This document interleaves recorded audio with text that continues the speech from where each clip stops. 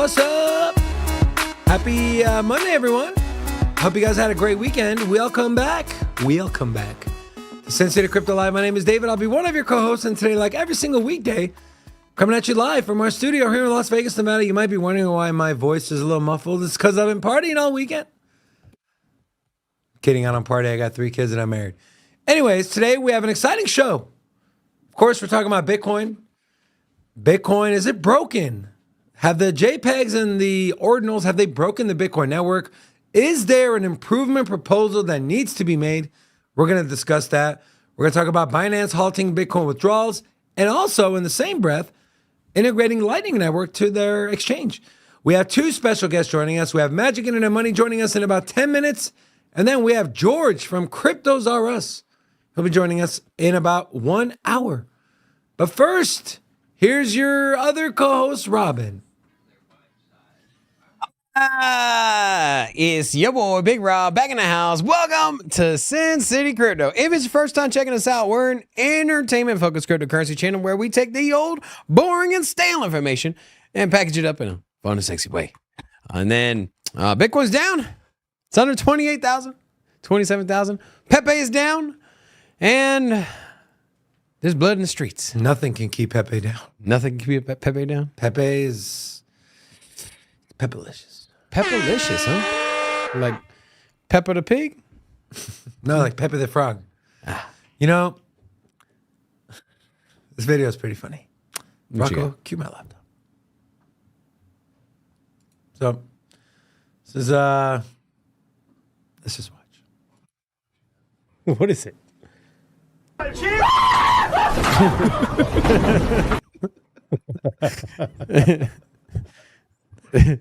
If you have kids, if you have had kids or you've had a wife that's been pregnant, so I've shown this video before, but this is a video of stock traders entering crypto while it's crap coin season, or as we call it, meme coin season. Is a regular stock trader. All right, let me go invest in crypto. Oh, and what the hell are they doing here? What is this? Which one is the? Where's the lady that does the? There. It's like, nope. I'm just gonna stick to Charles Schwab. Man. And then we have this. So people, this is pretty dope artwork, man. I'm sorry. This is dope. This is from Beeple. Is it from people? Beeple, yeah. That's Really? what I'm saying. Yeah, dude. It's probably going to be an NFT and sell for hundreds of thousands of dollars. That thing is This gonna is be dope, worth right? some money, though. Now, I'm not saying animal cruelty is good, but the artwork is pretty dope. Does Pepe have a chance at a SHIB or a Doge run? I mean, why not, right? It's not like SHIB has got some crazy ecosystem. They have and been around. Shibarium.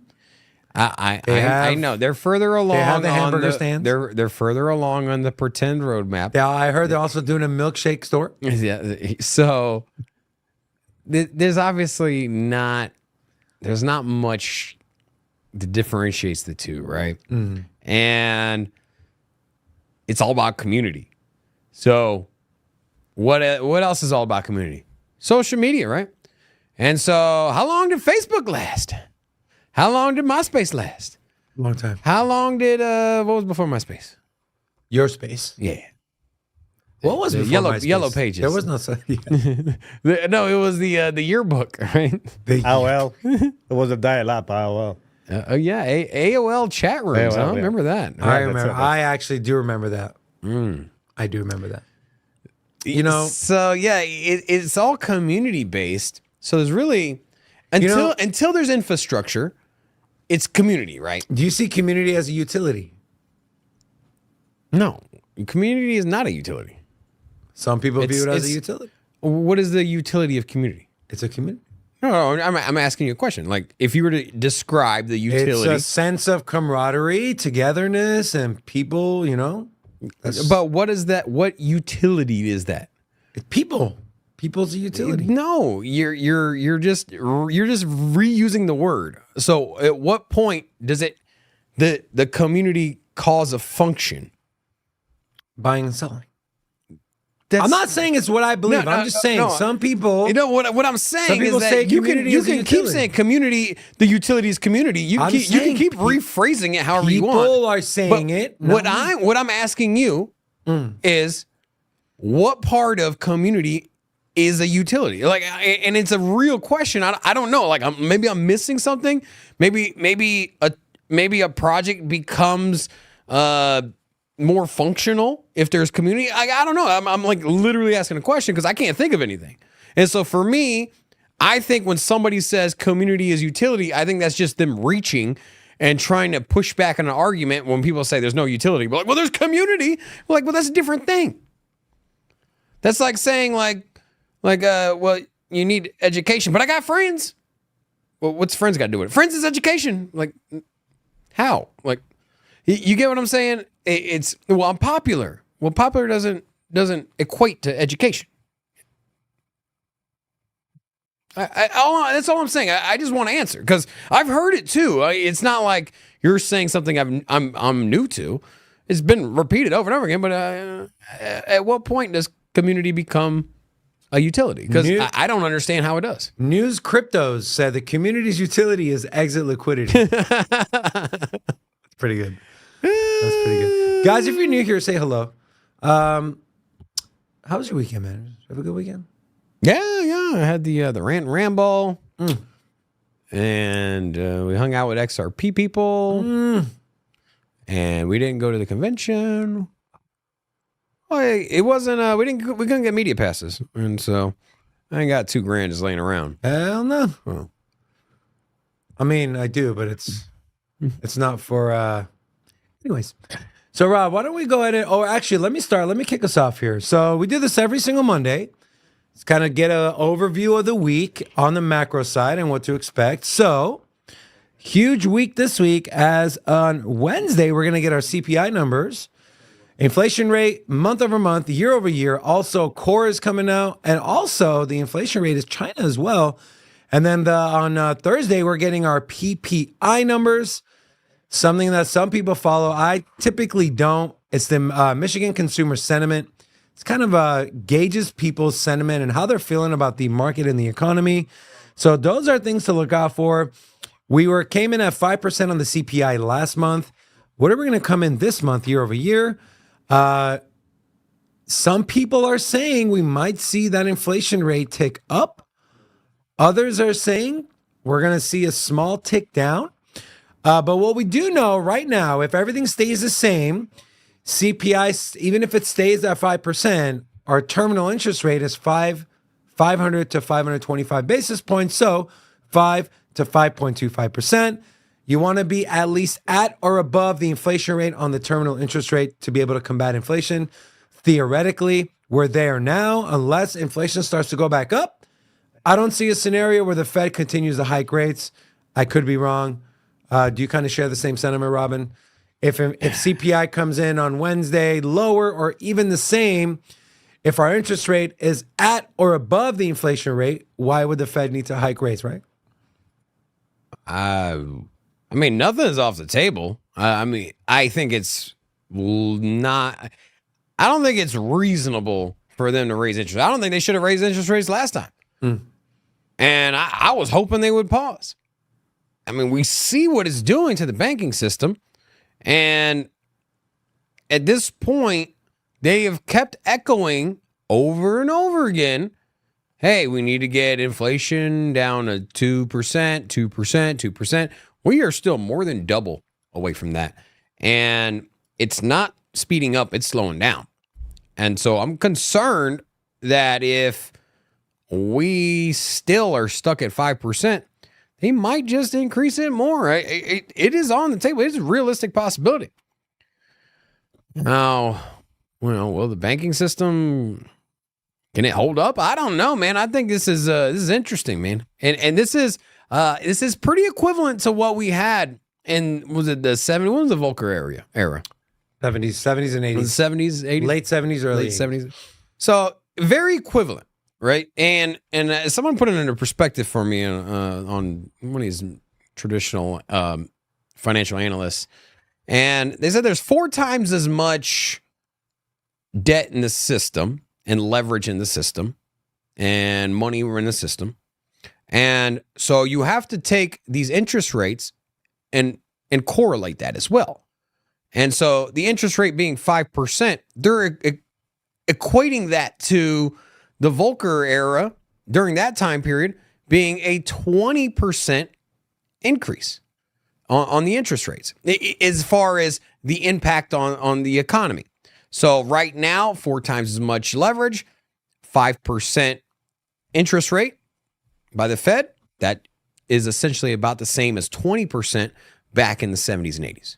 If you were to kind of compare and contrast the leverage. But we're definitely in a much worse situation financially and economically now than we were. But I mean, it kind of makes sense, right? If you got 4 times as much, GDP to debt and money in the system, and you take all the factors and you account for that, I mean, it makes sense, right?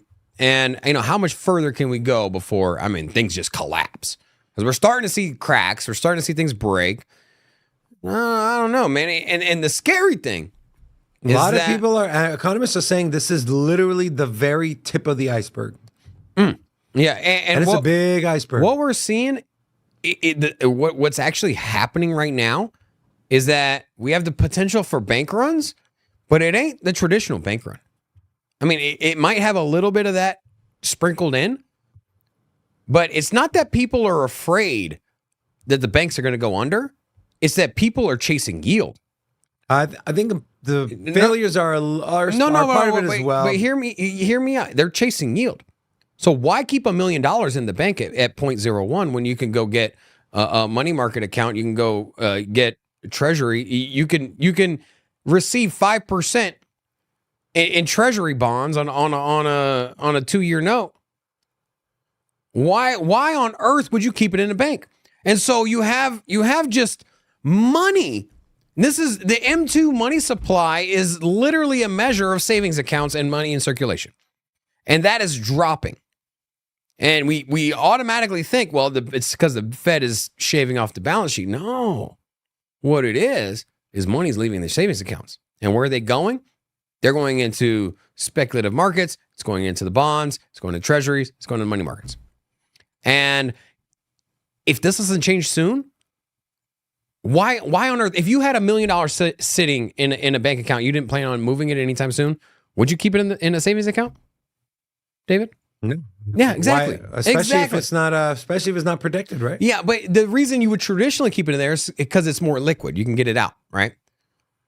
But here's the thing: if you can get a 1-year treasury note at 4.25%, it's a no-brainer. So you pull your money out of there and you put it in the government, and then banks start collapsing. And then when they have to sell off to account for that withdrawal, well, you know what? The banks are all holding notes as well. The banks are the ones that were incentivized by the 1 and 2 year treasury notes, the 10-year treasury notes, the 5-year treasury notes. Because why? They were printed free money. If you were a bank, you were said, hey, we'll give you money for free for 0% interest. So here, this is how we got here, right? I'm gonna keep this one short. This is how we got here. You're a bank. The interest rates are at 0. You borrow from the government, 0%, and then you put it back in the government and earn 1.5%. So you can literally, it's just like a circle. You just borrow and you borrow and you buy, borrow and buy, borrow and buy. And so you're borrowing at 0% and then you're earning 1.5%. So there's no downside risk unless people want their money back, and now all of a sudden your 5-year treasuries are underwater because they hiked interest rates up to 5%. And that's why we're at where we're at. So, you mentioned money a lot of times. Mm-hmm.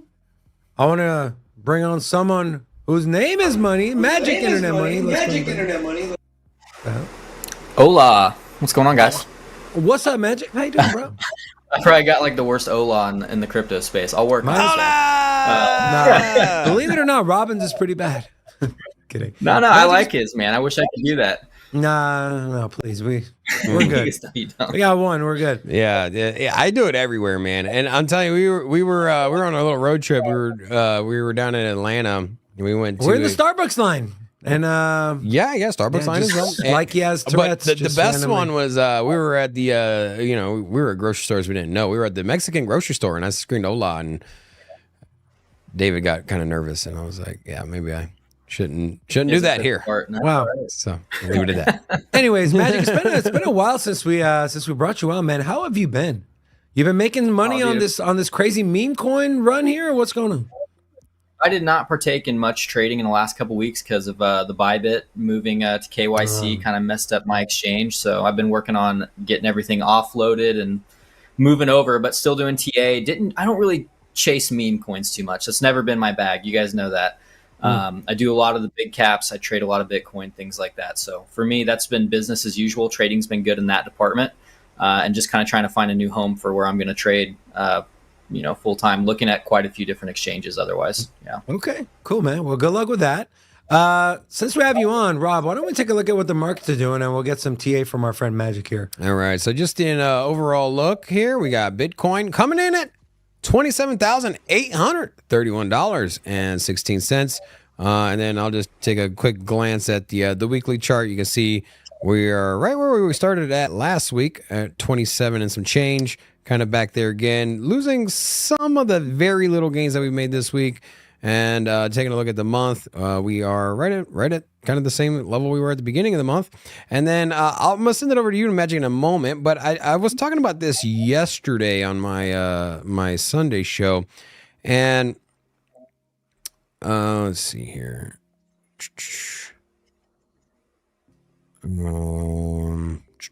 So, you know what? I am drawing a blank here. You know what I'm not drawing a blank What's on?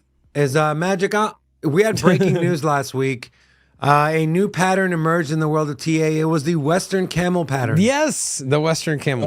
Do you trade? Yeah, do you trade that pattern at all, or what are your thoughts on that pattern? I'm completely unfamiliar with that. I need to be caught up to Don't worry, speed on Rob's what going to that launch is. a class on all the unique patterns that he finds in the charts. So, Well, anyways, I will. I'll pull up the Bitcoin thing here in a second. But you also got Ethereum closing in at $1,850, and then some of the biggest gainers on the day. Stacks up 8%. I wonder why. Yeah, that's obviously this is a scaling solution, sort of. It's more about utility on the blockchain network, on the Bitcoin network, and smart contracts. But hey, you know what? It's maybe a resource to alleviate the congestion that we have on Bitcoin right now. Flare up, and then some of the biggest downside. Pepe down 31%. Oh no, Pepito. And then also a few projects down multiple.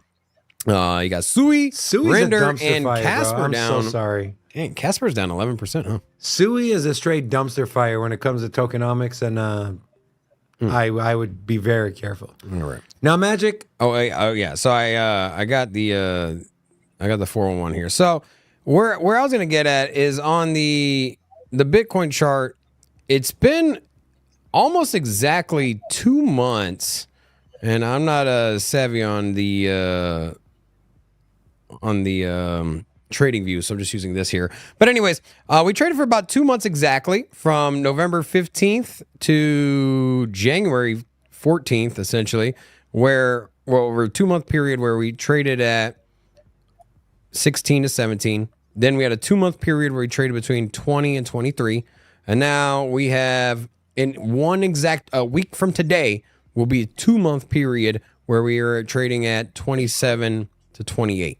So for me, just kind of looking at patterns, I'm like, hey, we've consolidated and traded sideways at certain levels, a certain $2,000 range, 16 to 18, 22 to 23, and now 27 to 28. Do you think that's going to happen again? Is this trend going to continue? Because I don't know. I think in 1 week it's going to pop off. Why are you laughing, Rocco? It could. the reason it trades like that is Bitcoin's constantly hunting liquidity. So what it's doing is you have people taking both sides of the trade often. So when you get ranges like this, the reason they last that long is someone's building a position on both sides, essentially. And eventually, one of those sides is going to win out. So it's going to continue to hunt stops and liquidity until there's exhaustion. And so that's why you see the ranges that you see. And then, you get a trending move. It's just, things like Bitcoin are going to probably range anywhere from 70 to 80% of the time and then trend, a very minimal amount. So, it is interesting to see them be so like each other, though, in terms of time. It's not always going to play out that way, but you can certainly do it. There are people that use time in that fashion, whether it's a sine line or like they just time it out where it's like, okay, about every 8 weeks. I think, what's his name? He's very popular. He's got a huge following. Gareth, but Tom. No, he's macro or. He's a macro guy, but he trades 60-day cycles. Okay. So that would be his thing is 60-day cycles. And he does it on gold and other commodities as well. Does it? Bob Lucas, that's his name. Bob Lucas, if you've ever heard of him. 4-year journey for Bitcoin. And one of the guys that I started watching when I got into crypto back in like 2017 and 16. He's been around a long time. Big account on Twitter. You should definitely be following him. Magic, you mentioned trend. Yeah. What's the macro trend on Bitcoin looking like? And then what's the structure on the chart look like? This whole thing with the Bitcoin network being bogged down and Binance halted withdrawals, and we're going to get into that a little later in the show. But from a T8 perspective, what are you seeing? So as of right now, you've got a local uptrend, obviously, like here on the daily. Okay, so very, very simply put, you've got a nice uptrend. However, if you just look left, you can see where you're getting held up at. You really need to get your way back in above about $32,000. This region of the chart, no exact number here because it's just not necessary at this time, but something like right here, you've got to get back above that. And you can see why. It's just basically a back test of an old range at this point. So as of now, this on a macro, higher time frame, the trend is technically still down, if you're looking at it from that perspective. But the ball in the short term is still in the bull's court. So, we can't just be calling for 10, 12K from here. There are people doing that. I think it's a little premature. But, if you go big on the calls, you win big sometimes and nobody really cares because they don't remember if you lost, right? So it's one of those things where that's what people are kind of doing right now. Everybody's got a side. I'm pretty neutral on it as long as it's above 24/7. 24/7 is your quarterly average or the pivot in this case. So that is just your high-low close divided by 3. And it's essentially a mean reversion tool, meaning that this was the average of price for the first 3 months of the year. So for me, we know that it's coming back to this at a really high rate. Usually it's upwards of 70, 80% that these get tapped in the next session, which would be going until, the end of June this time. So you've still got quite a bit of time before this can come back and tag its average from the prior session. And once you're at that average, you want to see, are buyers present? Do people still feel this is a fair value for the asset? In extremely strong trending markets, you actually won't come back to it at all. It'll continue on without it, whether it's to the downside or the upside, right? So it wouldn't be out of character for Bitcoin to come back to this 24,713 mark, which is a really important structural pivot as well. If you go out to the monthly candles now, you can just take a look and you can say, we spent so much time consolidating beneath 24/7 right here, okay? So you can see the line on the chart, and I actually, we'll make it thick so that everybody can see it, just in case at home it's tough. Right here, 24/7. And if you look at it on the weekly even, it's still no closures above that high for quite some time before you did. So if you came back to your quarterly average and tagged this, it really wouldn't be the end of the world. However, once you start living below this, you've kind of found your way back into here. And I'd start really looking for about 20K again, maybe even as low as the yearly open around 16 and some change. But that's when you can start getting really worried. So is this a good place to start hedging short? It is actually. This is a great place to be taking profits and looking for the opposing side because you've got good invalidation.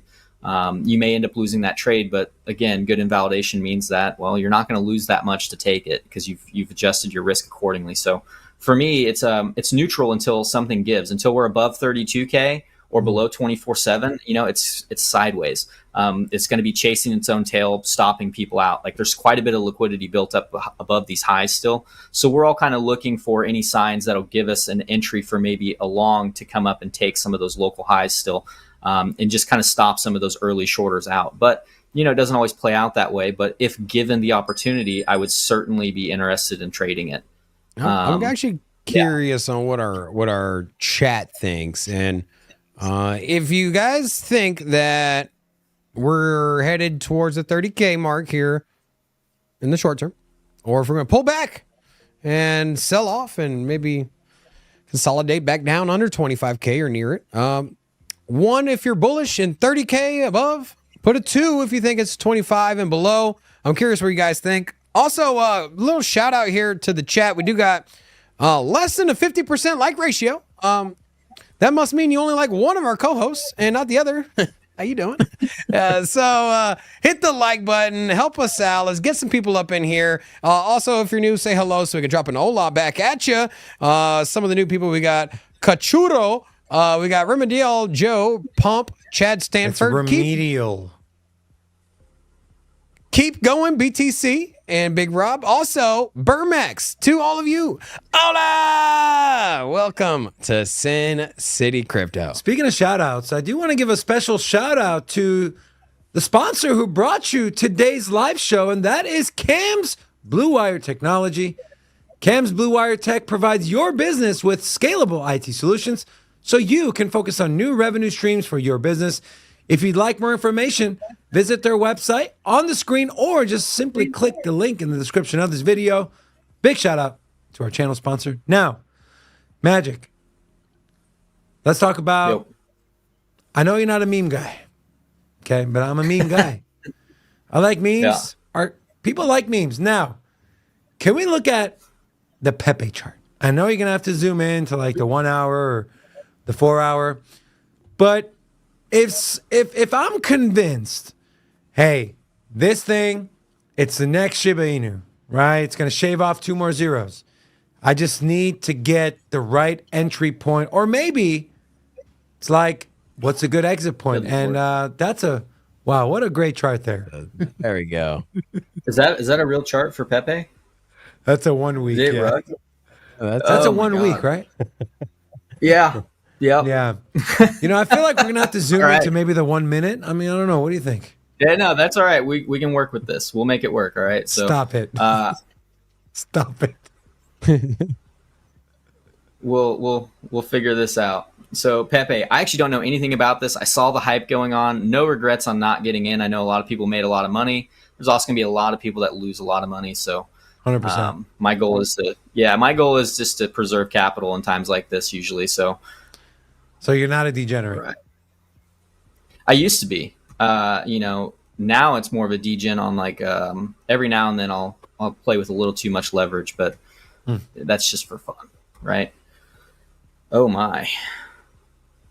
Big spill off. Good Lord. It's is this a real, this is on Binance. Do we have something with better information? Because I feel like this can't be all the information. I would do What exchange BitGet or Bybit or yeah. Yeah, we'll look at BitGet. Look at that. Look at all that info. That is much better. I was like looking at it, I was like, there's no way they've washed out all these people already. But yeah, so we're just going to mark the weekly high and open right here. So I'm going to box it off as a pretty key area straight away, just because we don't really have anything else to go off of. And that's Right. all the way down here at 85,110 Satoshis, or not Satoshis, like whatever that is in terms of cents, I guess. Go to the daily, take a look. Daily open would be quite bullish to regain, but that's not going to happen. This is intriguing watching the step-by-step, starting off on the more macro kind of the weekly, draw your lines and then work your way down on the time frame. Yeah, I mean, if you guys ever want to do that on like even a Bitcoin chart, I can leave one blank and show you exactly how you could build everything out without even having to, really do any other work with indicators, anything like that. And it's good, so Looks yeah, like you're telling me to coming down buy, the- man. I don't know. No, definitely not. Oh, Pepe. Oh man, Pepe. this thing really ran though. Good lord. Yeah. All right. So realistically, yeah, I'm looking for this zone right here to be quite upfront with you. I think you have a pit stop incoming, which we're pretty close to now. But I'm going to get rid of this. This is no longer necessary. However, yeah. Pit stop at point whatever that is, 5 zeros, 14, 8,000, and then down to basically looking for this blue box over time. I think that's where you're going to end up settling up, at least for a bounce here. So once there, let's take a look at our vault. Good God. Pepe is not That's a healthy strong. chart right there, right? Yeah. Yep. This is probably coming down. If this little blue box doesn't hold this point of control all the way down here, essentially at its, inception is Zero. probably the next target. So yeah. Which is zero. So if I were people and I hadn't taken profit, it's probably going to get a pit stop bounce here. This local low, it was a weekly low, if I recall, is going to be quite important. No, it's not a weekly low. It's a daily low. Is going to be quite important. So that is 229,845 in terms of the number. The reason it is one, it's just a really key structural low. You can see it even on the 4-hour here. But if you look at your overall VPVR here, just for the global range, because we don't really have any times to work off of, you can see it's also the value area high, essentially, of what information you have. So I would be looking at this as, unless you're reclaiming the top side of this range and this local low, this box seems pretty likely to me over time. And then if that doesn't hold, you're just going to come to the bottom side of the range and your point of control where all this volume was done. I don't even know if it's worth pulling a fib on or not, but Probably yeah. not. We'll do it. Might as well while we're here. Yeah, you've blown through your gold pocket. That's never a good sign. Yeah, probably 786, 886. Yeah, there you go. So 786 comes in at the blue box. That's what I would expect, unless you can get some kind of a pull up. And if you were gauging this on like a day trading perspective, like in this general area, what you want to do is just mark something off to give yourself invalidation, meaning like right here. Like you could say, okay, well, if this level is, back tested, I should be taking profits. If it's reclaimed, I can hold for the top side of the range. If not, it could just shoot down into here. So I would just be careful in this zone, because I'm not convinced that this is bounce territory necessarily. As I refer to them as pit stops. Like the bounce can happen, but it's not like a reversal or anything. The only hope for like any kind of a meaningful reversal from what I see is probably going to be down in this region right here. Not financial advice, by the way, for anyone that's trading. Well, nothing ever thing. is. But yeah, especially now when right. it comes to meme coins. That's for sure. I hope everybody that was in it made money. I hope you guys took profits. That looks like Shiba Inu-esque. That's wild. Yeah. That's what I'm saying, and a lot of people think it's got staying power. I'm indifferent. I think it's definitely risky, but if you threw like $100 or $200 in it or something, and you held on to it through this, because that's the problem is like most people that did throw even just a few $100s, they probably took profits like here, and then it continued to run up. There's very few people that held it all the way to this region of the chart and probably capitalized on that move. But to the guys that did, I'm sure they all have. Go ahead. The kind of thing that stands out from this compared to Shiba Inu was with SHIB, it was driven by inexperienced retail. And so you had the person that had no exposure to crypto, listen to the barber or the mechanic or whoever it was, and you know what, I'm gonna buy it. And these people didn't care to sell. They just kind of put it in there and they watched it go to zero and they just kind of wrote it off as like whatever. This meme coin pump, a little different though, man. It really was driven. This was driven by the people in our industry. I feel like people got bored and they just wanted to trade. They wanted to trade something other than Bitcoin or speculate on something. You said bored. There's people are tracking back. Bored ape holders were selling their apes and getting into. Yeah, so I just think that and so what concerned me is I was watching this run up and I'm like, this is all the influencers, the maxis, the people that have been in here. They're just, the markets just aren't moving and they see an opportunity to pile in on something that's probably going to run up, and they're all going to take profits. Nobody's going to ride that to zero. Nobody's going to just say, you know what, I'll just keep it there and who knows, we'll see where it is. And so that's why we were seeing such a massive sell-off on it. It's for the simple fact that everyone in this game right now on the Pepe, or at least 90% of them, we know what's up. We know where it's going, and we're just trying to make a quick buck compared to the Shiba Inu crowd that was like, well, I'll put 500 in it, whatever. Maybe it'll get to $1, you know, and they never sold. And so it's kept its market cap for that reason. Well, I don't know, man. It's Speaking of interesting world. we are seeing a massive amount of liquidation. $71 million worth of crypto has been liquidated in the last hour. Jeez. 1 hour, with 96.5% of those being longs. You have Bitcoin leading the way at 13.6 million, followed by ETH, Doge, Litecoin, and Pepe. And we're down $400 since Magic came on. Yeah. So So dumping it for you guys. everything, yeah. Thanks, man. Yeah. We were down 3% when I opened up this. So yeah, down 5%. You're heading on Bitcoin. back to the averages. You know, so we just closed a 60-day, meaning that the last 2 months, you know, when you think about March and April, so Bob Lucas-esque, your 60-day average is actually 26,610. So I track all these. These are things I have to calculate by hand because there's just not an indicator that does it for us. But you've also got your yearly pivot here. So these are the two key levels you got to hold on to before you'll see 24/7 effectively. And then if you're looking at this from a volume perspective, I know a lot of people like to use, you know, fixed range. It was a very, very simple play. You know, you're back inside the range and you've effectively cycled it. So you're coming back down to support right here. And then you're going to probably come into these averages again, which are pretty major supports because, again, yearly pivot is there, which is your average from the prior year. And then also the 60-day, which is more relevant because it just closed, you know, coming into May. So you would expect to see these at some point just because the hit rate on them is, again, anywhere from 70 to sometimes higher than 80%, depending on the time frame. So, you know, it's not unexpected. It's just, you know, timing, like where can I get my position to, you know, hedge short and maybe, you know, capitalize on the range rotation. However, if these break, you know, you've got a decent sized move down coming potentially. So, and if you're looking at it from a market structure, go ahead. I was going to say, what are some price targets if this sell-off were to keep happening? Is there like some really strong areas of support? So it looks like we're going through some cascading liquidations.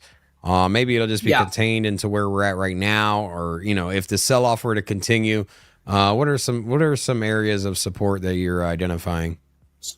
So 27,181 is going to be a key level here. So I'll get rid of the fixed range. You can note that it's the value area low. So, you know, the one standard deviation of our volume profile from our break above 25,000 essentially. But you'll notice right here, this was actually something I lined out several weeks ago on debate during TA Thursday. And I said, you know, this will be the low that we take. And if you reclaim it, you want to long that essentially back to the top of the range.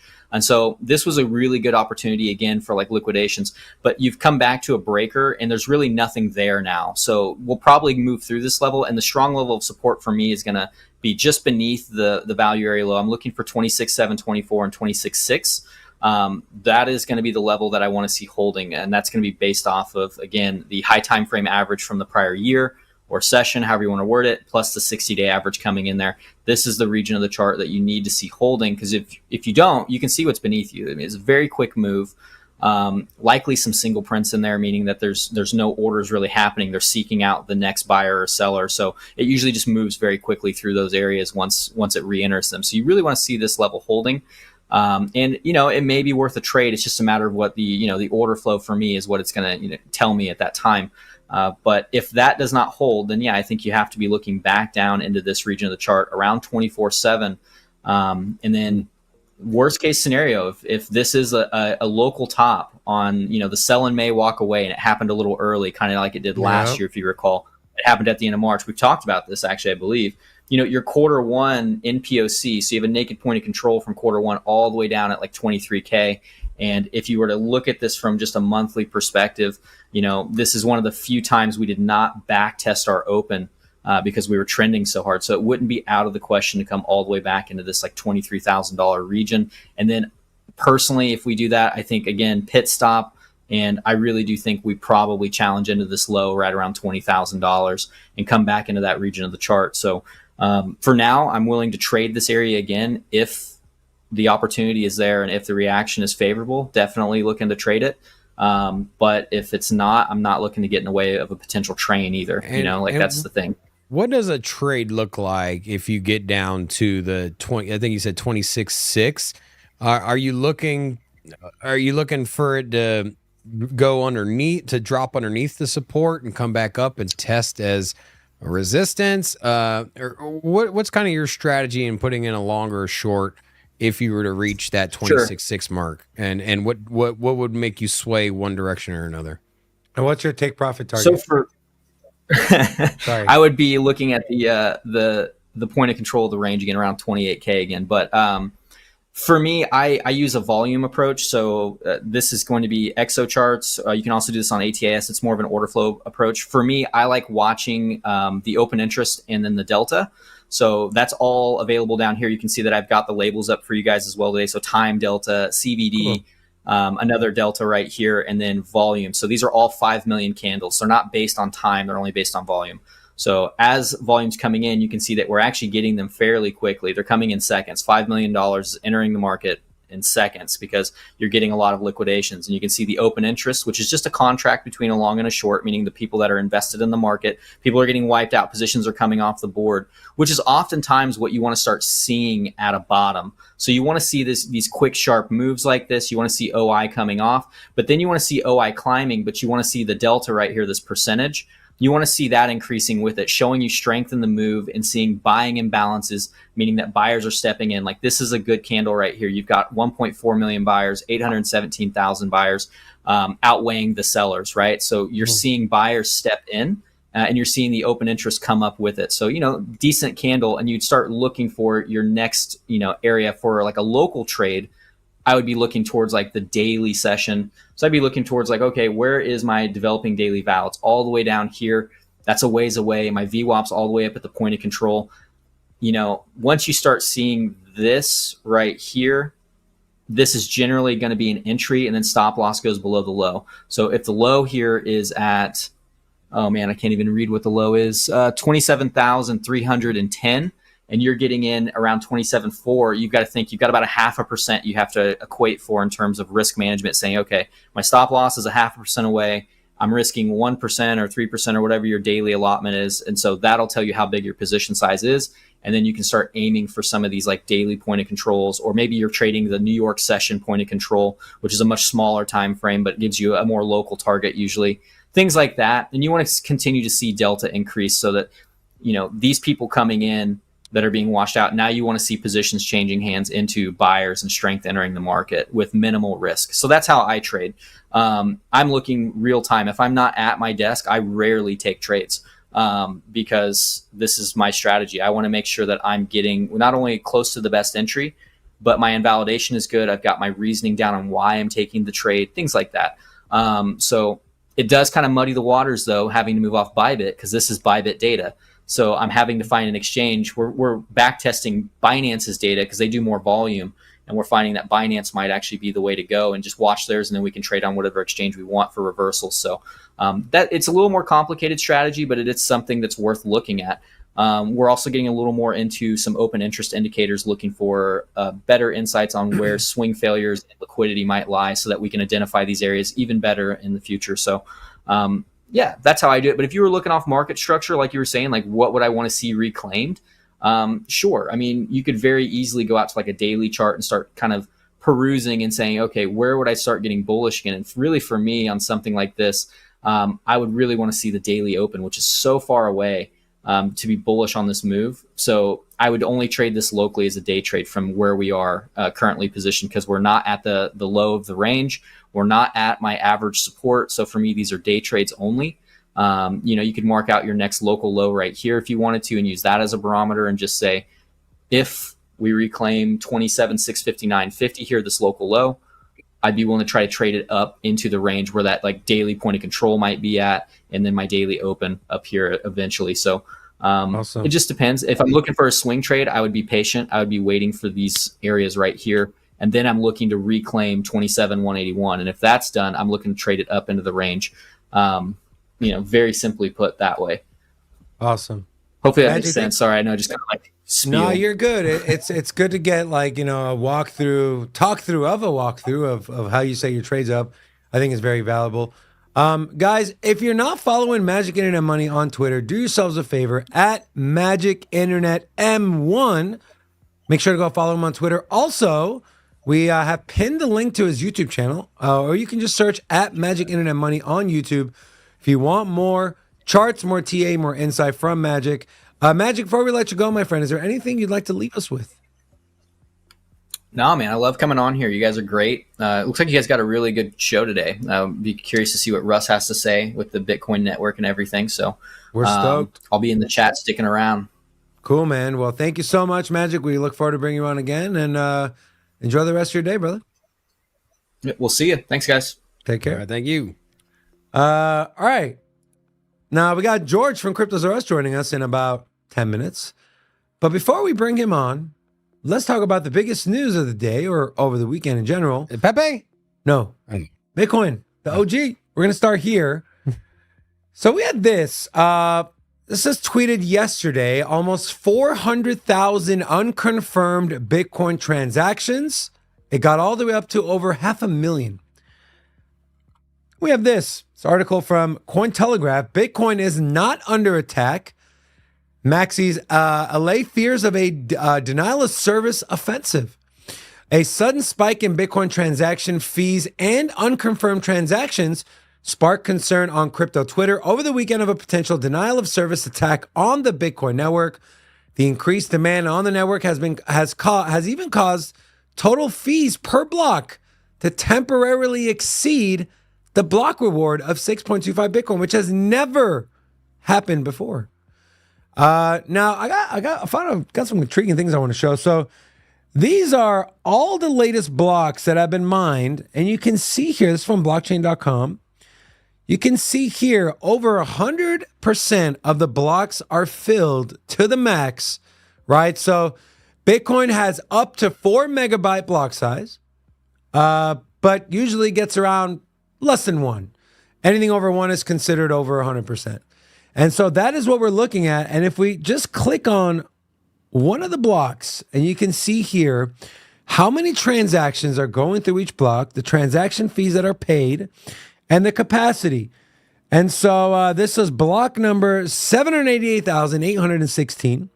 141% of the capacity was filled. You're looking at the total awards of 12 Bitcoin.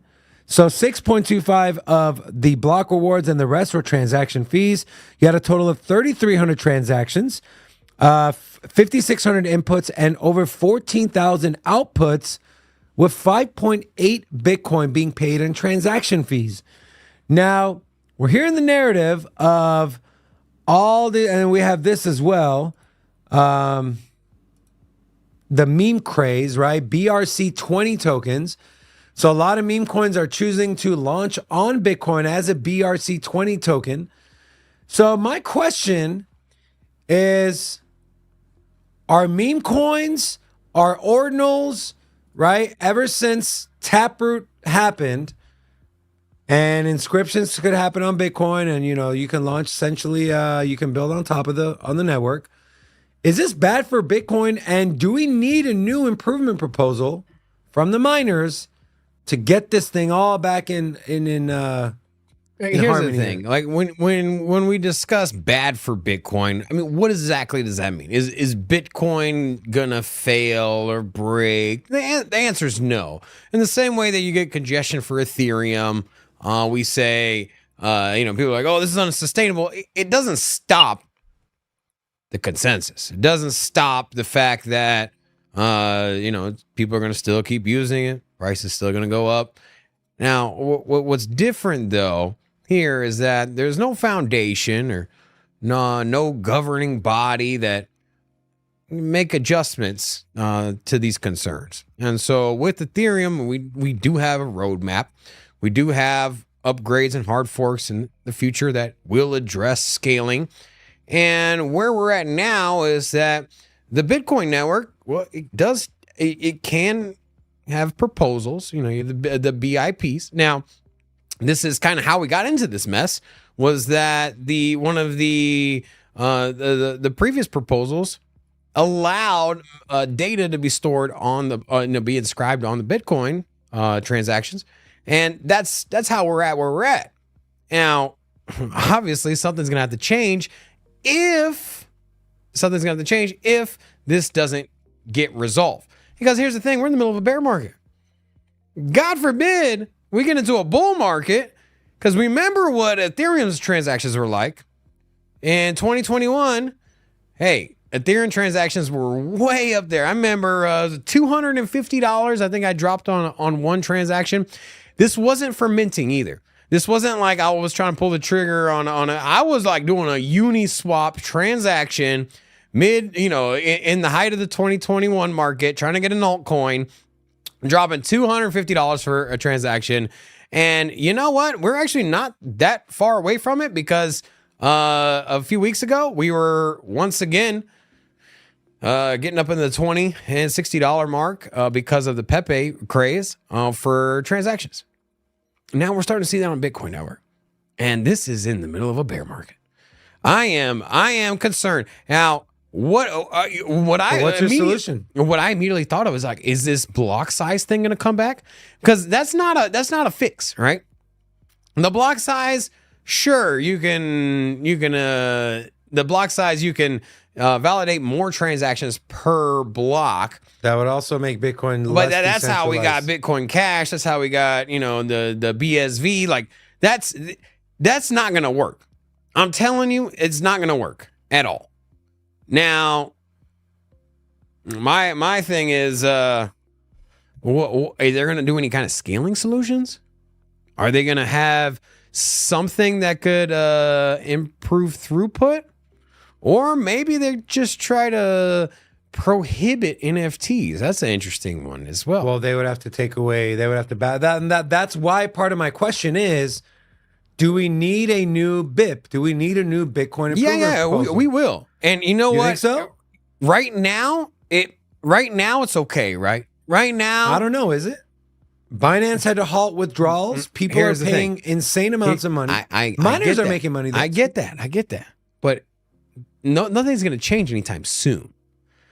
But when this gets into the height of the bull market, and all of a sudden it becomes extreme, and let's just say that like all exchanges start halting transactions of Bitcoin for a certain period of time. Obviously, there are workarounds. You have the Lightning Network, but I mean that's not the same. It really isn't.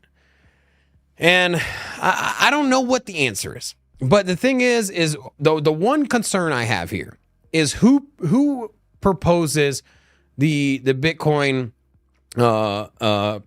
improvement proposals, the BIPs. It's the miners. The miners are the ones that vote on it. And who is making the most money from traffic? Well, it's the miners.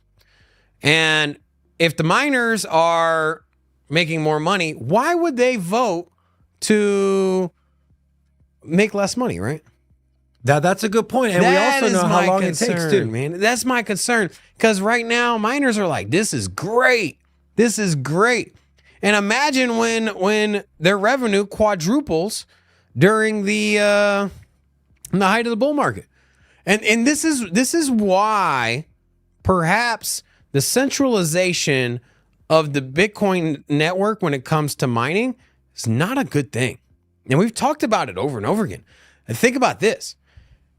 As this arms race for ASICs and hash power continues, you're getting just a handful of companies are making profit and then turning that profit and buying more ASICs, and in turn getting larger and increasing the gap and running away from the competition.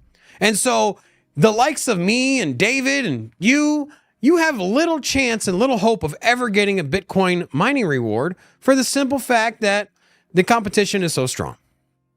And so for me, I'm just like, I don't know what the answer is. I know you threw one at me, but what I'm saying is that right now nothing's going to change, because the entire perception of Bitcoin is that you can't change anything. You're not allowed to touch it. Like you hear Michael Saylor talk about it all the time. He's like, you can't mess with it. It's immutable. It's a commodity. Like, no, this is technology. Technology is supposed to upgrade. We are not using Windows 95 operating system on our computer anymore. We got Windows 10. Windows 11, which I refuse to upgrade to, by the way. I refuse. I will stay with Windows 10. But what I'm saying is that things change. Obviously, things that you don't plan for. There's things that Satoshi couldn't account for. Yeah. Do you think Satoshi was like, all right, so we're not going to change anything, but he could never speculate the fact that NFTs, we didn't even know what an NFT was at that point, but NFTs were being transacted on there. And then you're going to have meme coins. Like, think about that. Satoshi's probably like, what is a meme coin? You got meme coins, like that's a thing. And so, yes, to preserve the original blueprint is important to preserve the mission, but let's not forget why Bitcoin is here. Is to provide an efficient and actual usable network that we can do peer-to-peer transactions. And right now, you can't do a peer-to-peer transaction. But has Bitcoin evolved from peer-to-peer to store of value to digital gold to nation, world reserve currency? Because I don't really think it could be both. It's extremely secure, and now at this exact moment, you got to pay a premium to use that security. And it originally, it wasn't, oh, hey, you need to pay to play in this club. And very similar to where it was in the run-up of the bull market in 2020, 2021, where, hey, you want exposure to altcoins, you need to pay this high gas fee if you want to participate. And hey, you want to participate in the Bitcoin network, you're going to have to come out of pocket. And I just don't think that's what Bitcoin stands for.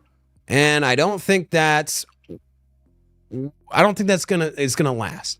And I'm just concerned in the next bull market how high these fees and how high this mempool will get with these transactions just sitting on the side. It's not good for us. Who knows? But you know what I'm excited to hear? I'm excited to hear from our next guest.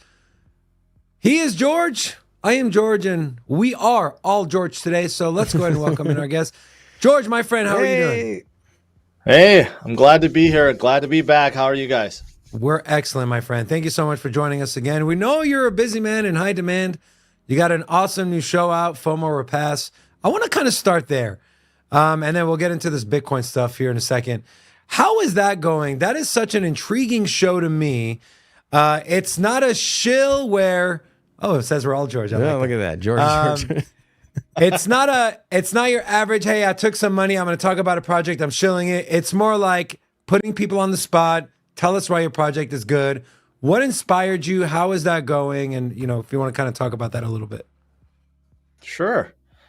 I mean, I think it's a new type of show. I don't see anyone else doing anything similar. Actually, the idea came from Brian, who I've met, and he's my co-host on the show. He's a VC. He gets pitched a lot. And I'm like, hey, you know what? I have this idea. Let's try it out. And also, this idea came from the next Crypto Gem, which is a reality TV show for crypto that will be debuting in July. And that had a lot to do with it as well. But, I think we see a lot of shows, a lot of collaborations, a lot of interviews. We see that in the crypto space, but we don't really see, some of the nitty gritty kind of things that's happening behind the scenes, or how projects really are when they pitch to VCs, right? The VCs are asking questions normal viewers may not be wondering about. For example, locking periods. Okay, one of the projects that was on the show, I specifically looked at their cliff investing period, right? And it was just very off to me, right? Like that's something that a lot of people don't look at in the crypto space. But, I think it's interesting. I think a lot of people, can learn a thing or two. Right. And we had 3 episodes so far. So good. I would love to see more promising early stage projects, pitch us. And hopefully, some of these projects become giant behemoths of the crypto space in the future. But yeah, that's kind of like the premise of the show and how it came. Well, you know what I like? I like the fact that you have a kind of a neutral playing field where we can talk about projects without automatically being deemed, oh, hey, you're pitching something or you're trying to shill or sell. Because if we were to talk about small projects over and over again, even if it wasn't in any kind of compensation in return, it's hard to justify that you're doing it simply to cover the project if it was to go south in the future. And so I feel like having a space where we can talk about new projects without the fear of getting ridiculed for simply trying to inform our viewers on what's out there, I'm all in favor of it. I think it's great. I agree. And I think it does a service to not just the crypto community as a whole, but to some of these projects who are trying to change. So, you know, who knows? Maybe a project comes on your show and they end up changing the landscape of NFTs or crypto or blockchain.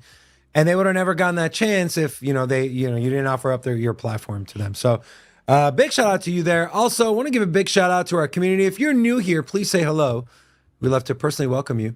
Now, George, I'm going to ask you the same question I asked Robin. I know you talked about this on your show earlier, right? Bitcoin, all these ordinals, block size, it's meant to be 1 meg. It can go up to 4 megs. It's over 150, 200%. We're seeing more fees paid to miners from transactions than the actual block reward, which has never happened before. So do you think we're going to see a new Bitcoin improvement proposal? Do we need to see one? Rob brought up a good point and said, well, are the miners really going to vote for them to make less money? What are your thoughts there? Would you, if you're a miner, would you look to bring out a new improvement proposal to get, the Bitcoin network back in harmony? They have to, right? If they don't bring it back in harmony, it's going to be worse off for everyone. If the network becomes so congested and you have hundreds of thousands of unprocessed or unconfirmed transactions, right? It's not going to be good. It's going to turn people off. People are going to move away from Bitcoin. And even though temporarily the miners may make more, but it's not good overall, right? I think it's still very early. Right now, I think Pepe changed the game. We haven't seen this much excitement towards meme coins since 2021, early days of 2021 when the SHIB went up, right? And we're coming off from the bottom, obviously. We had a horrible 2022 year. So there are definitely a lot of projects, including Pepe, that have kind of brought in this hype again. It's not altcoin season. It's more like meme coin season. So I think that's why you have this insurgence of interest in meme coins and also NFTs. And they're not just ERC based anymore, right? Now it's moving to Bitcoin.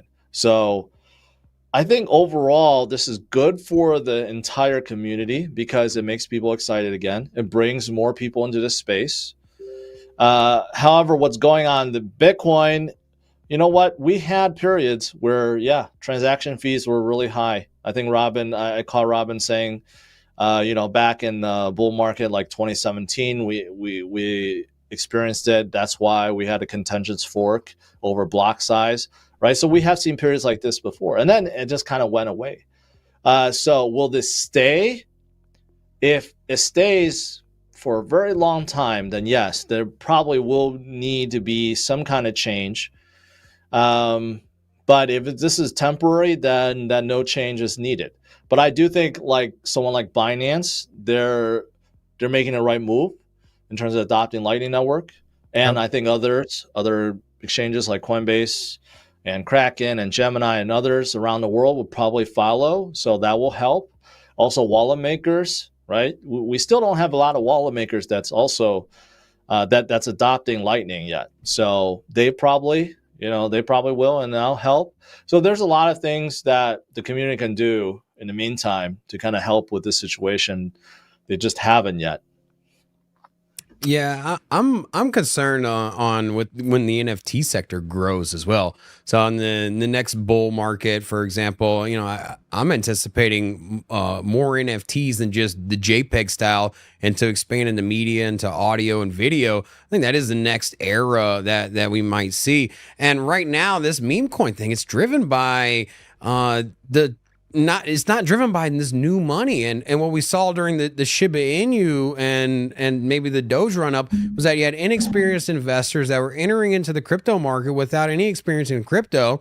And now what we have here is savvy crypto investors, people that have been in the game for a while. And this is the majority of the people that are getting into Pepe. It's the people I never thought would talk about meme coins, talking about how excited they are for Pepe and other tokens. And what I'm just curious is like, what is this thing going to look like when you have perhaps songs and videos and those get integrated into the Bitcoin network? Because it's not a matter of if, but it's a matter of when NFTs start incorporating more broader media.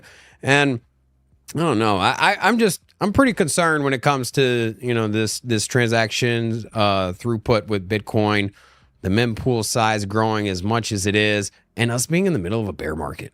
And something needs to be addressed. But that mantra that the Bitcoin has, that you're not allowed to change it. That Michael Saylor mentality where hey, it can't be touched. I don't know.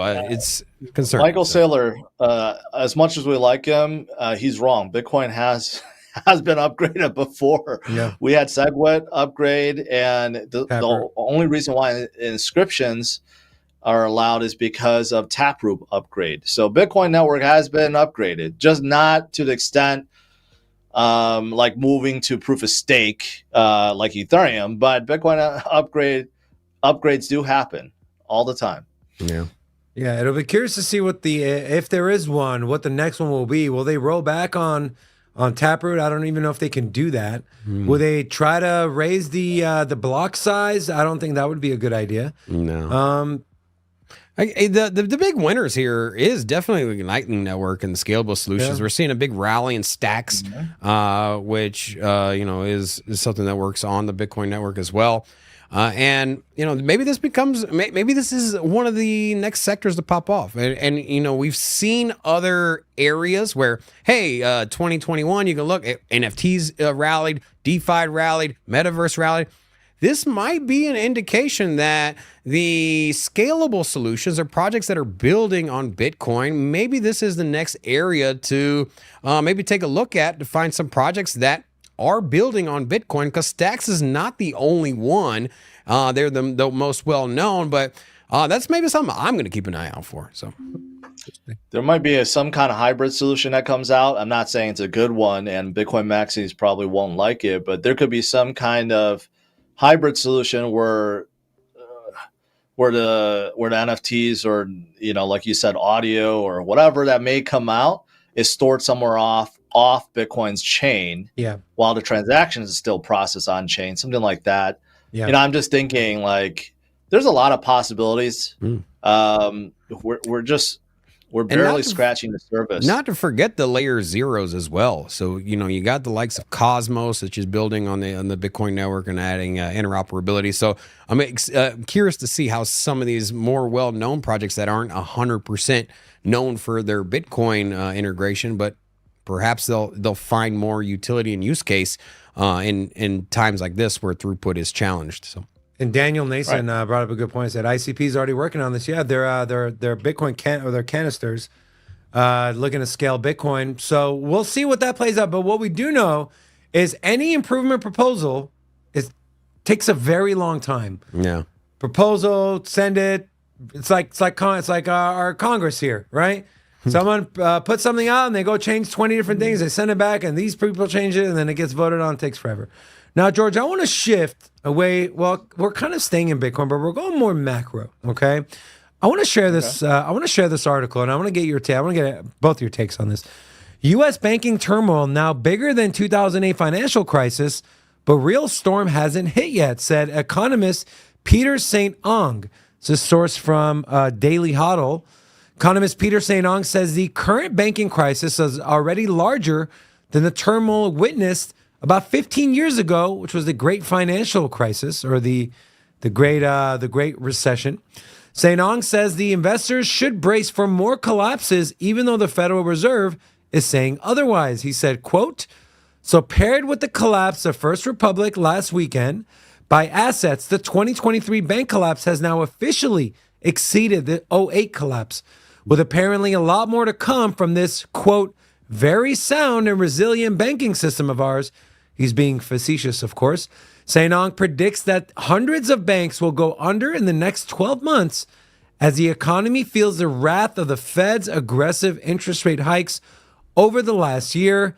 And he said, in raw numbers, the 25 U.S. banks that collapsed in '08 were followed by a drumbeat totaling 440 banks failing in the following 4 years. Now, George, I want to ask you first. Do you agree that this is just the beginning, but is it going to be different this time because now we have the crypto ecosystem, we have Bitcoin, or are we just not there yet for people to leave traditional banking and come into our space? I think for sure it's already happened. You're seeing whenever you're seeing any kind of news about a bank failure or bank weakness, Bitcoin actually pumps up a little bit. So I think we're already starting to see that. But of course, reality is not everyone is just go withdraw, from all their bank accounts, and trillions are going to come in immediately next day or next week, right? So that's reality. We're not there yet, right? But we don't need to be. This is the start. This never happened before. Bitcoin didn't exist until the last, banking crisis back in 2008. That's why it was created in 2009. So Bitcoin has never gone through a period like this, and it's starting to show that, yeah, it actually works. People are actually recognizing it as an alternative, as a store of value, right? Because if you take your money out of the bank, where else are you going to put it? Besides under your mattress, and that's not a good place for it. Where else are you going to put it? Right? If you truly believe and you truly understand how money works, then your conviction in Bitcoin it's infinite. Like you just know that it is better. You don't have to sell people on the price appreciation, which we know will go up. Supply and demand. It's really that simple, right? But if you truly understand how the financial system works, it's so mind-boggling how bad it is. It's like the biggest Ponzi scheme ever, and it's every country. It's just so crazy that our government can be operating this way, right? And that's why Bitcoin is created, and that's why more people are turning to it. But we're just at the beginning. Eventually, maybe in another 20 years, 30 years, 50 years, Bitcoin will be, in the millions. And then maybe 50% of the population or even more so at that point have their savings in something like Bitcoin instead, right? But we're just not there yet. But I think we're starting to see the trickle into Bitcoin from the banking sector at this point.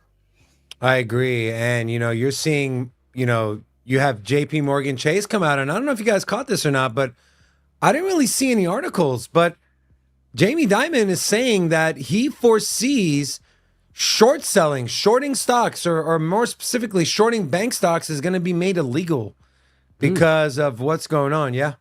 Did you, I don't think, did you catch, any of you catch that, George or Robin? I did. I don't think it was from, I don't think it was from JP Morgan. I think it just, I forgot who brought it up, but yeah, there's some talks about how shorting banks right now is dangerous and this and that or something. Well, one of the concerns I had, Jerome Powell in his press conference after his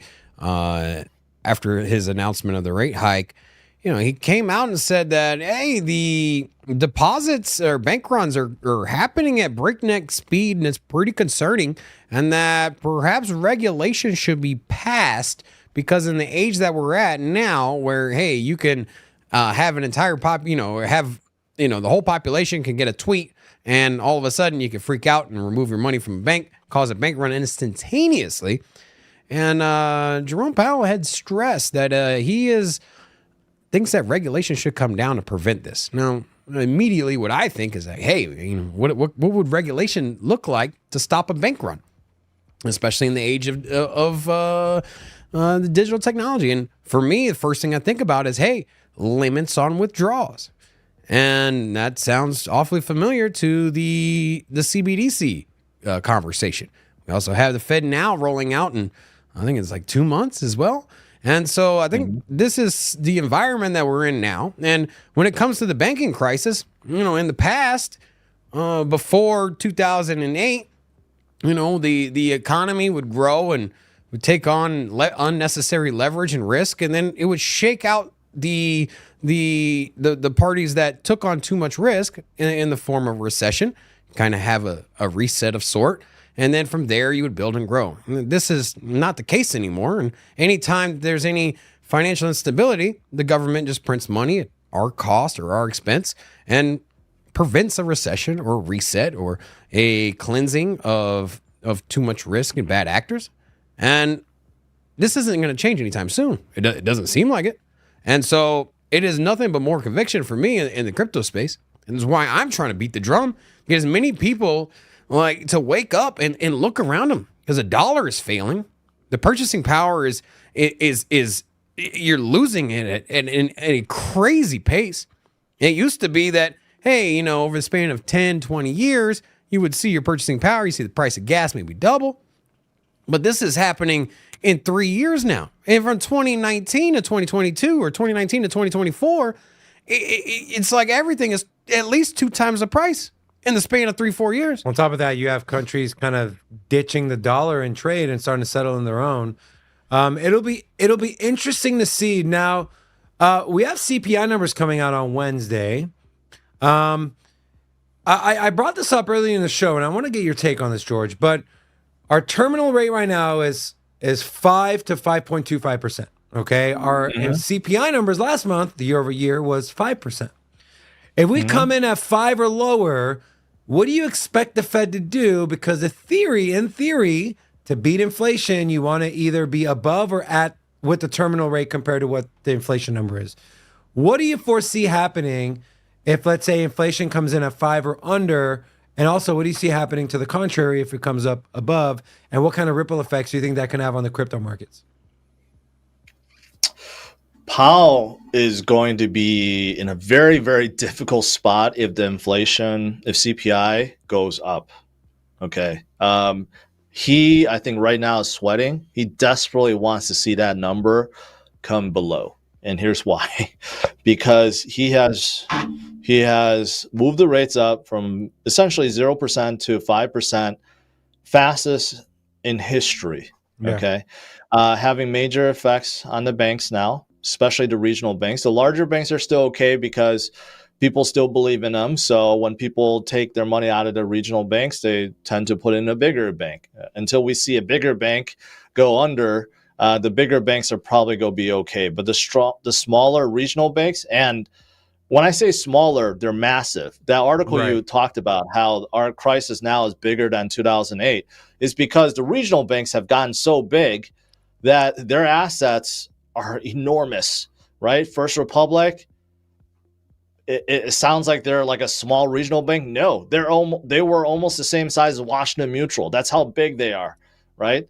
And that's why it's no surprise that the current the bank runs and the failure so far, may be exceeding 2008 soon, right? So there's no doubt about it. The number of dollars that has been circulated since 2008, it's like 3 times the amount. It's crazy how much dollars has been circulating since 2008. But anyways, going back to the point of, if you just look at what's happening right now, I think Fed Chair Powell got really, really lucky. He's been doing what he has, right? And even though he's bailed out a few banks, overall, the economy has been strong. Okay, so from that perspective, he's been lucky. Unemployment has been low. The jobs market has been hot, very hot. He always says 1.6 jobs per unemployed person, right? But what he doesn't talk about is Well, there's different kind of jobs. There's white collar jobs, blue collar jobs, and there's many different kind of jobs. So even though it may seem like there's 1.6 jobs open for everyone unemployed, it doesn't mean that there's a match there.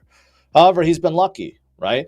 But now we're getting to a point where you're starting to see unemployment go up, jobless claims start going up, the number of jobs available, even though it's still hot, starting to come down, right? And with the banks so weak now, he can't really keep going with the rate hikes.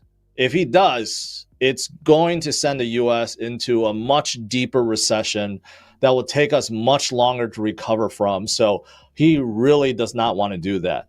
From what my interpretation of this last FOMC meeting is that he wants to stay at 5%, this 5 to 5.25%, and he's going to monitor the situation. And if things are good, meaning if the CPI reading goes down, great.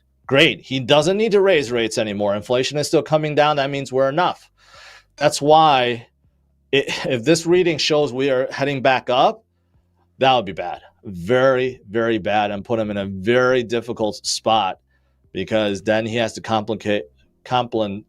he has to think whether he needs to raise the rates again in the next FOMC meeting, which will be absolutely horrible. And I think what we can't forget is the debt ceiling looming, right? Yes. They got to vote in to raise that debt ceiling, and we understand the way it works. You continue to raise the terminal rate, well, guess what? Your debt gets more expensive, right? Yeah. It gets more expensive to service your debt. We're reaching $1 trillion in just interest payments. But on a bullish narrative, the interest or the inflation number is a annualized year over year, and we did hit all-time high in July of last year. June. So if there's any light at the end of the tunnel, it should see a pull down, just for the simple fact that was the high. So, and you also got to remember too, this year is the first year they went from, hey, let's take 2 years of data, to now only 1 year of data with their basket of goods that they measure for inflation. So coincidence? I don't know. But I'm curious, George, if we do get into a deeper recession, which a lot of people saying, I think we all agree we already are in a recession. Just how much deeper are we going to get? Chair Powell went from soft landing to no, everything's fine, to soft landing, and now he's saying mild recession, which probably means they're expecting a massive one. How do you see Bitcoin and crypto performing? Do you think a recession could be the catalyst for, at least maybe let's just stick with Bitcoin, to break away from the traditional markets and to be considered more in line of gold and precious metals and a commodity versus a risk-on asset? No. Unfortunately, I think Bitcoin's not in that position. I think right now the narrative of bank weakness is helping Bitcoin decouple away from the overall market. But if we go into a deep recession, everything will sell off. We see even gold sell off in deep recessions. We saw in March in 2020 when we had the COVID pandemic crash, everything crashed. It wasn't just Bitcoin. Dow went down 3,000 points in a day, and we saw gold go down as well, right? So that is something I don't want to see. If we go into deep recession, let's say, I don't know, starting from June, July, we go into deep recession for the remainder of this year until the Fed is forced to pivot and start cutting rates, say in 2024, I don't think we're going to see Bitcoin do well or pivot away from the general markets. I don't think Bitcoin's mature enough or big enough at this point in time. Maybe after the next cycle, but not this current time. So that's not something that I look forward to. And I don't think we're there. I honestly think we're not there. I think the U.S. economy is still strong, even though there are a lot of forces working against the U.S. economy right now, including Fed Chair Powell. But this debt ceiling is another thing that's working against it. But I think in a desperate move, just like all previous times when we have faced this issue, Congress will limit it, which will give us the ability to print more money. And then all will be solved. Then we just push this problem down the road. We kick the can down the road until our kids or grandkids have to worry about it. That's not going to change. Terrible. But we are operating as a country that's we're operating at a rate that's unsustainable, and somehow it's become the norm. To go 2 trillion into debt every single year, and every time we raise the debt ceiling, it only lasts for about a year and a half before we have to do it again. And somehow that's okay. And that should be troubling. Anyone that knows anything about managing finances, you just know that's going to lead to a collapse, right? And I don't know when that collapse is going to be. Maybe it's in 50 years. Maybe it's 100 years. Maybe we could go at this rate for a very long time, but it's going to happen. And collapses never happens when they're expected to. Yep. It's usually earlier. So just keep that in mind. It's usually when everyone's kind of got a bullish outlook. So for me, what's interesting is that generally the markets tend to move against the mainstream narrative. And right now, the mainstream narrative has shifted to looming deep recession and uncertainty. The market's going to crash and burn, which is a stark contrast to when we entered into this period of recession, where they're like, oh, this is all transitory, everything will pass by, it'll be fine, just a supply chain issue, COVID mandates are coming off, and so we should have a bullish outcome, and then in turn you get a recession. And now everyone's saying, hey, we're going into deep recession, the interest rates and banks are failing. I feel like this is that point where you feel like the narrative can't get any worse, and everyone's predicting the streets to be on fire. So for that, has narrative put a bottom in? Yeah. So for me, I think that I think that it's the worst times are behind us. I think that we're going to come out of it. I'm pretty bullish for the simple fact that all the quote unquote smartest people in the room are saying that the bear market is coming. And we've heard that Jamie Dimons and all the big CEOs, when they make a big stance on a market moving a certain direction, it typically goes the other way. Here's the thing. This is what opened my mind up about the fact that Wall Street is just as reactionary as the rest of us. I don't know if you guys remember at the end of 2021, sometime in 2022, maybe like March or April of 2022, when the market started going down and Fed chairs started raising rates, right? There was an article published about like the top 100 hedge funds in the US and how well they did in 2021. What was so shocking about that is, and I don't know the exact number, and you guys could look it up, but it was like almost out of the 100, I think there were only like 7 that outperformed the S&P 500 in 2021, and there was only 1 that outperformed Bitcoin, and only because they lucked out and they got into GME, GameStop when it was pumping up, and that was the only reason. And everyone else either operated near zero or in the negative. You're talking about and this was during the best year in 2021. After seeing that, it made me realize that these guys, these hedge funds that control hundreds of millions or billions of dollars of assets, right? And they're supposed to be the smartest guys on earth. They don't know any better. They're just guessing. They're just guessing along with everyone else. I mean, really, that's what it comes down to. There's so much information out there. And yes, there's a lot of figureheads and financial analysts and everyone making all these calls on CNBC and so forth, right? But everyone's kind of just, speculating and winging it, really, with the rest of us. But the one thing that we know, those of us that are in crypto and Bitcoin specifically, we know that if you look at a system that is broken,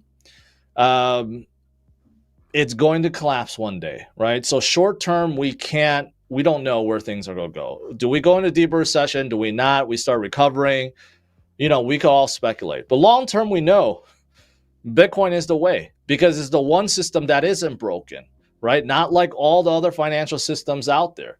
So that's why Michael Saylor put all his money in there. MicroStrategy put all his money, hedging everything against in Bitcoin, right? And that's kind of how I see it. That's how I live by. It's like, I don't know what's going to happen tomorrow or next week. I can speculate along with everyone else, right? Look at a macro environment, look at maybe some charts, on-chain metrics, all these things.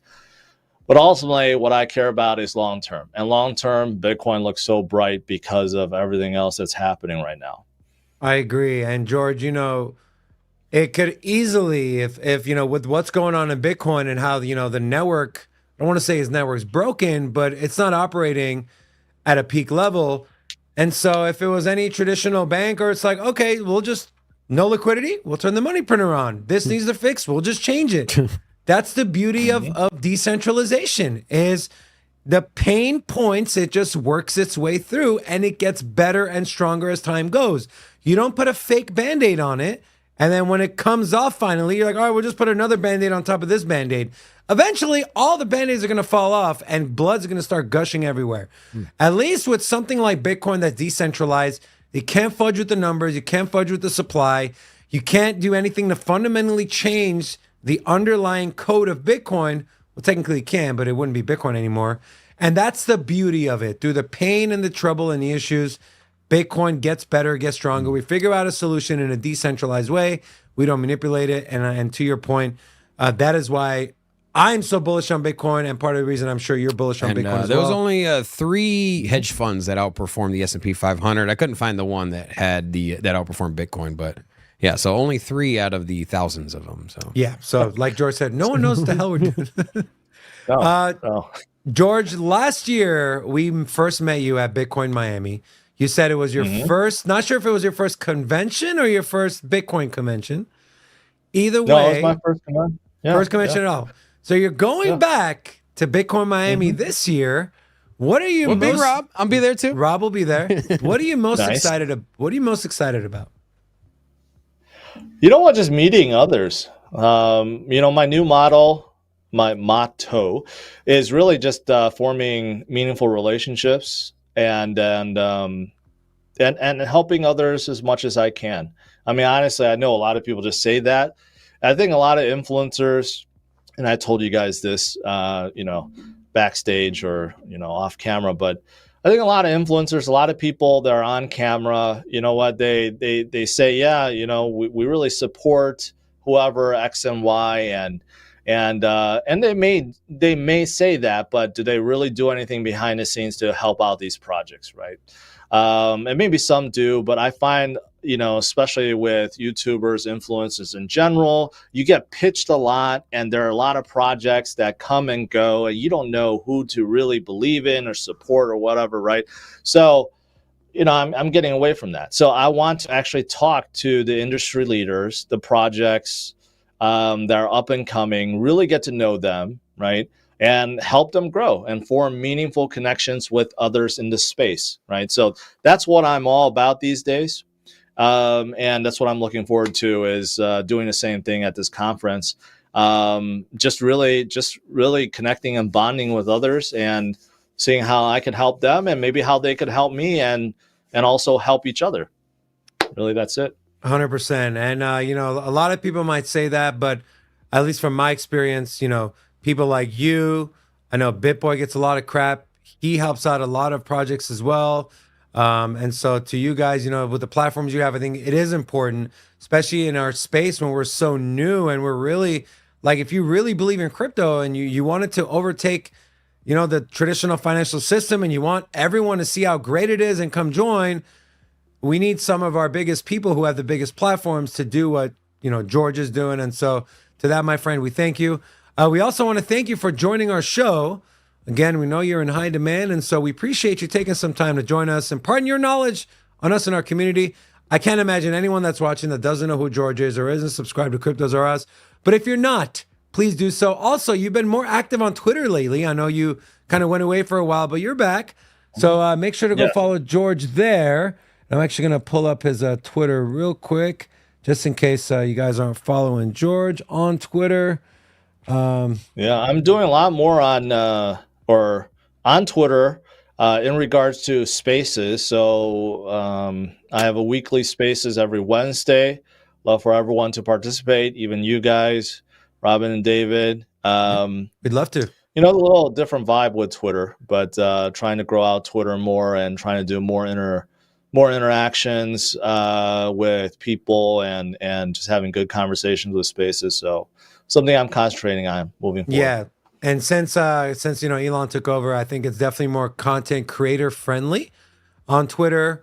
And so that's great. And so George, thank you again, my friend. Before we let you go, anything you want to leave us with or anything else? I don't know. Are you still bullish on XRP? Huh?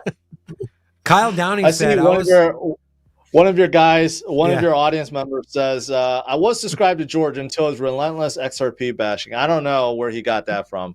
I do hold the only copy of the most educational XRP video ever created. Maybe Kyle didn't see that. I play it every so often. And I'll start playing it more. There is smart contracts on XRP. You could tokenize that video and then put it on the XRP ledger, so it's there forever. Yeah, that's hey, that's actually not a bad idea. That's not a bad idea.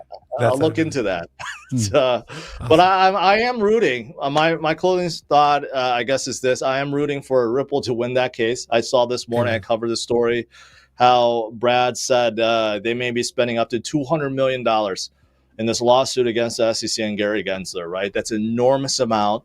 And I'm glad it's Ripple because I don't think there's any other project in this space that has the resources to be able to fight this battle for an entire industry, not just Ripple and XRP. It's really for an entire industry.